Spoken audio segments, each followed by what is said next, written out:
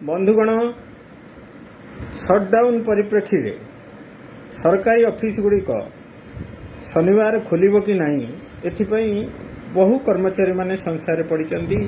समस्त परस्पर को प्रश्न पचारुचंती, वेबसाइट घांटुचंती, विभिन्न जगह को फोन करुचंती, व्हाट्सएप रे वायरल मेसेज को अपेक्षा करचंती। आसंतु आज एई वीडियो रे आमे खुलासा करिवा एवं जानिबा कि आसंता काली शनिवार सटडाउन रे ट्विन सिटी कटक भुवनेश्वर एवं पुरी रे ऑफिस गुड़िक खोलिबो कि खोलिबनी सेथि संपर्क रे सूचना आमर हस्तगत होईछि। एबे आमे जानिबा। बंधुगण आपण माने जानंती कि ओडिशा सरकार कोविड पई जो पदक्षेप नैचंती प्रत्येक 15 दिन रे थरे ऑफिस संपर्कित गाइडलाइन बाहर थाए, कोविड नियमावली बाहरी थाए, जो थे ऑफिस केते परसेंट रे चलिबो केउबरे चलिबो ए सब गुड़िक जारी रही थाए। तो आसंता काली शनिवार सटडाउन रे मध्य ऑफिस खोला रहिबो कि नहीं ये जो प्रश्न आपण मानक मन रे अछि ताहाकू दूर करिवा पई एई वीडियो रे आगु को आपण पई गुरुत्वपूर्ण तथ्य रही। निश्चित भाव में आम चैनल को आप सब्सक्राइब करंतु, लाइक करंतु, जहाँ फल यही गुरुत्वपूर्ण सूचना गुड़िक जहाँ केउठी मध्य आपण पाई परंती नहीं आपण आम निकटरू पाई परिबे।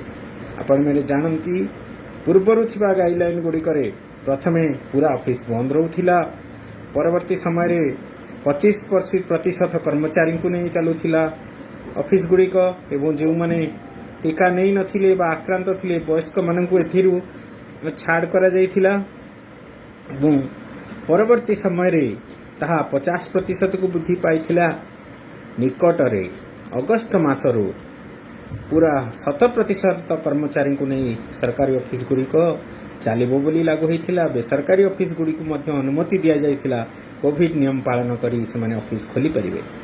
किंतु वर्तमान कटक भुवनेश्वर पुरी एठी सटडाउन चलिथिबारु सेठारे ऑफिस खोलिबो कि नहीं ताहाकु नहीं अनेक द्वंद्व पड़िचंती।